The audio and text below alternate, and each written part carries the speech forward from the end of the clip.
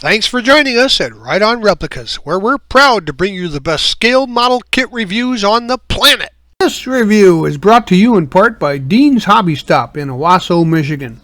Dean's has one of the Midwest's largest selections of used kits at great prices. They also feature new kits and supplies as well. Call Dean's to get their mail order list featuring hundreds of vintage kits, or check their website for great deals on both new and classic models. This review covers the Dodge Street Charger. It's a large 1/16 scale kit from MPC number 768. Now this is a back in the late 60s and 70s type of kit, and in those days Mopars were king of the road, and the 426 Hemi was nearly untouchable. Originally released in black moldings with rear slicks, this kit includes 208 pieces molded in white, black, chrome, clear, and clear red, and Goodyear branded vinyl tires that are treaded in the style of the oversized street hot rods of the period. This kit is packed with details like fuel lines and plug wires. There are instructions at the end, and the final dimensions are about 12 3/4 inches long, 5 inches wide, and 3 inches high. That sounds like Newt knocking on the glass there. He's got a question. He's our program director. Wow, that's really nice looking in this larger size. Why don't they make them all this big? Well, I have to agree with you, Newt. They are more impressive, but I think for most model builders, it was probably just a matter of size. You need a lot of space to display models of this size, so I think that was the main factor, but they are impressive. Well, here's the layout of the kit. As you can see, everything's nicely packaged. The windows are separate, and it comes with a nice decal sheet if you want to use those stripes and decal accents. So as you see here, all the parts are laid out. The trees are open for viewing here. My version of the open box review. And remember, that body is over 12 inches long. This is a big kit. And as you can see, nice chrome tree there. Now this was released again here in 2012. Still available online, and they've gotten a little pricey, but please remember, if you get one and build this kit, to heed the manufacturer's safety and use guidelines for any of the products or items that you see in the review. Once you've got the body out to examine the parts, you'll see that there's some parting line flash.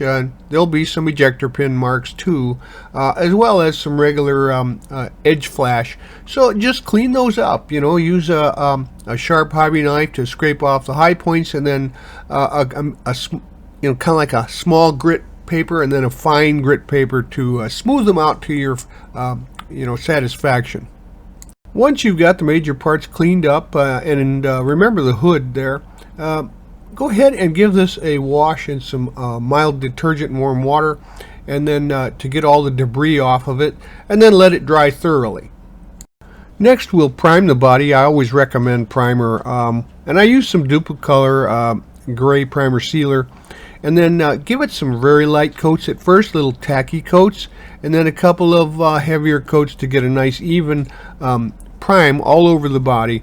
Once that's thoroughly dried, you can go ahead and sand it out with some light sandpaper. I recommend like a 400 to 600 grit, and then smooth out all the blemishes and anything that you see that needs to be removed.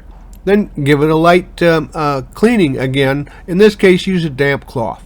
Once the primer was thoroughly dried, I used Duplicolor Gunmetal Gray, and it's important to make sure your paint is compatible between your primers and your top coats and your clear coats.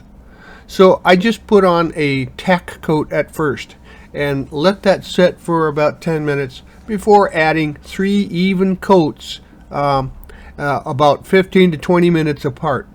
Now you want to keep your spray nozzle at least a foot away from the vehicle model, and that's to avoid dark patches in the metallics. They tend to do that if it's too wet and doesn't have just a little bit of time to start drying and separating when it hits the body. So once again, you're going to let this set overnight, and then the next day I used a Duplicolor crystal clear coat to set the paint and give it a good shine.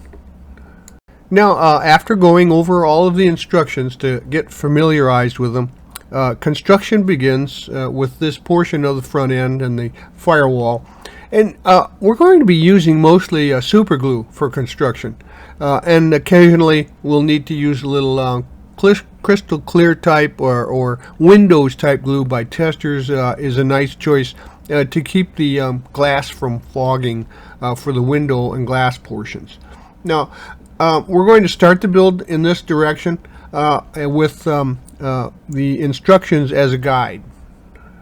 And now beginning with step 2, pay attention to parts 2, 3, 4, and 5 to make sure you get proper placement on the right and left upper control arm brackets and the lower control arm. You want to make sure that the joints and pockets are seated and they are completely seated when you glue them into place. And that reminds me, test fit your parts always before you do any placement and add glue. Now, in this case, we're going to look at parts 112 to 115, and the holes need to be cleaned out for a little better fit when the control arms are slid in there. So allow the glue for these parts to dry completely before putting any more together. And the directions will say that as well. You want to make sure this is a good, stable assembly. Now, in many of the older kits, and this one included, after assembling the front suspension, the step 3 shows a picture where you heat up a screwdriver to flatten the holding pins out instead of using glue or other methods. And that's how the suspension parts used to be assembled. So it's easy to do, but keep in mind you don't have to do it all in one swipe. Just heat your implement up there, add a little bit to it, and make sure that you're starting to melt the binder there. And then you can do it 2 or 3 times just to make sure that you don't go too far and melt the parts together. You just want the top flared out so that it holds the part in position. Now, please note that the shock absorbers aren't here in position yet. You're going to want to make sure that this is all completely assembled with the flares and the heated portions all done. And then I used a light blue to kind of replicate some of the shocks of the period, but you can of course paint them any color you want. And then you can go ahead and put those into position. Now the rest of the front suspension assembles pretty well. It goes together easily according to the instructions. And then just study the part locations and test fit them before gluing. Next we'll start building the engine up. And you're going to build the block halves together and then add the manifolds, the intake there, as well as the heads, of course, before painting. And then I used some of the pins didn't seem to want to locate properly, so I sheared those off and to make sure that alignment was perfect. You may find that helpful. Now, parts 17 and 18, the right and left cylinder heads, they need to be sanded smooth on the attachment edge to make these nice and flush as well. And also, you're going to clean off the chrome of any gluing edges. You got to scrape that off to make sure that they stick together. And I used some Hemi orange here on the block, and I painted the tranny with some of the body color for a custom look. The starter and alternator are Testors steel. And next we'll work on the headers, and I find something this magnitude you can add some more realism by cutting some cloth medical tape into 1/8 inch strips and wrapping the headers just like they did back in the day with heat tape, and then just glue those, wind them around, and you just over the pipes and overlapping a little bit on each one, and you keep the tape tight and press as you go. Leave the bottom of the pipes where they attach to the headers unwrapped. And then once you glue these two pieces together and they're dry, you can wrap the entire base as well. Use a bit of the parts tree to practice this wrapping technique if you need to. And the whole thing took about 40 minutes, but it really adds some realism to the kit. Next, we're going to add some header flanges to the headers. And as you see the arrows here, they are meant to protrude through the holes in the flange. And you might need to clean those out to make sure they do that. But they won't be even. They're going to stick out at different levels. And so we're going to fix that later. But I use some super glue from the opposite side to glue those into position. And then after they have dried completely, you can use a sandpaper stick or board, to smooth out the flange there on the engine side to make sure that it gets a good bond when you add that to the engine. So follow along with the directions. The engine goes together pretty well from here on out. And you can see the front end has been added, the oil pan also. And we're going to glue the headers into position there. You'll have to scrape that section off of the engine to make sure that you've got a good bare plastic to add to the engine. And the part 61, that blower belt, I use a sandpaper stick to kind of make it look a little bit more like rubber by putting a little sanding on the outside there. I think it looks better that way. And next we'll move to the engine wiring and some of the other the spark plug wires and the oil lines, etc.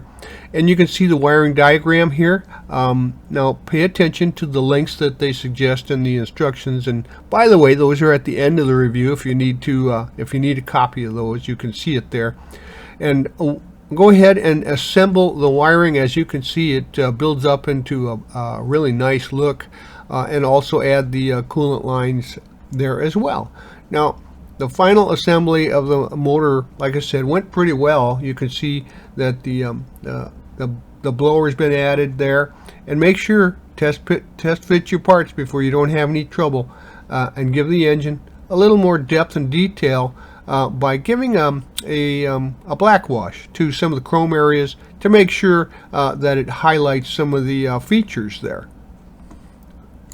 At step 6, we're going to work on the rear suspension, and you need to build that up completely before attaching it. So in step 5, it says to add the parts together and then attach it to the underside of the chassis. But if you do that, you run into some trouble when you're trying to attach the leaf springs. So go ahead and assemble the whole unit before that, and then we'll attach the springs to the shackles in step 7. Now again, I think it's easier to sandwich the leaf springs between the shackles and apply glue just to the shackles. The springs will be free because no glue would need to be applied between the leaf spring and the shackle. So then, as they show in step 7, the rear end will join up with proper mounting place, which was actually shown in step 5. Now the shackles can be adjusted. There's no glue between them and the springs, and then glue can be placed on the chassis so you can move the position up and down to get the ride height just the way you want them before you glue those into position. Now the fuel cell was painted red, which was required for strip racing, and the underside had a wash of paint reducer and steel bottle paint and a piece of cloth to lightly touch some high spots to bring out the features of that, to give it a little breakup and a little more interest. So get these pieces out and the rest for the wheel assemblies, and they'll need to be cleaned up a little bit for proper fit. The wheel retaining pin and the wheel hub brake unit should be sanded on the outside following the contour of the part. Then they'll slide into the proper places and will be able to move freely. And so you can go ahead and prep them. You see where they've been sanded, indicated by the red arrows. Now the tires, which are excellent by the way, nice hollow vinyl tires, have great looking tread on them. Just scuff that tread up a little bit to make it look like it's hit the pavement. As I had mentioned earlier, the original kit came with slicks, drag racing slicks, not street tires, and that's the big upgrade here, and they are a nice looking tire that they've added to this kit. As you can see, they're a little bit shorter, or not as tall, but they look great, they fit great, and they're more of a street tire. Now we can work on the interior tub, and I decided to give the interior tub a flat clear to dull down some of the sheen there. And then I glued it to the floor pan, and we're going to add what's called flocking. It's carpet remnants, real short pieces, and you can buy those online. Now, it's a good idea also to make sure that the interior is approximately the same color that you want with carpet or near that. And then I will go ahead and use some white glue that is diluted a little bit, about 3 to 1, 3 parts water to 1 part glue. Then just paint it on where you want to use your flocking. In this case, you see the upper left there is where the glue is at first. And you can do it one section at a time, or you can do the whole thing. The diluted glue gives you a little extra time to do that. So I used, a dark gray flocking, and you see the center console or tunnel there is also covered, as well as these sections that are not right under the seats. And the interior tub then glued to the chassis once you've gotten it looking very nicely. And you just, after you get the flocking in place, you sprinkle it over the glue. And then once it sets and dries, you just tip it upside down and shake the extra off of the interior pan. Next, we'll detail the dash. First, I used a little bit of light brown and darker brown paints to simulate the walnut, and then the gauges are picked out with the bezels there with a Sharpie or a chrome pen. Also, the spokes on the steering wheel, added later after you put the dash in place, are picked out in silver chrome paint. And then go ahead and put those into position, and you can also use some of the highlighting silver or chrome to mark the window cranks and the button on the glove box, etc. And here you see the seat belts added to the seats. You can I made these out of just craft ribbon from the craft store, and the ends of those are remnant pieces from the chrome tree, just cut and shaped and glued onto the ends. And they look pretty nice detail wise for your interior on a budget. And now with the engine nestled into the frame there on the mounts in front of the firewall, and the interior firmly glued into position along with the center console there, you've got what's called rolling chassis, and this car is starting to look like it's taking shape. Now we'll turn our attention back to the body. It's thoroughly dried now, so we're going to add some bare metal foil to the chrome trim around the windshields, etc.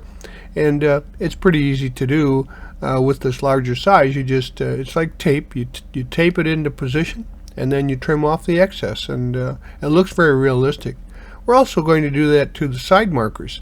We're going to add bare metal foil around them, and in the insets we just use Sharpie pens, and it really looks pretty realistic. So that gives you some real convincing looking side markers.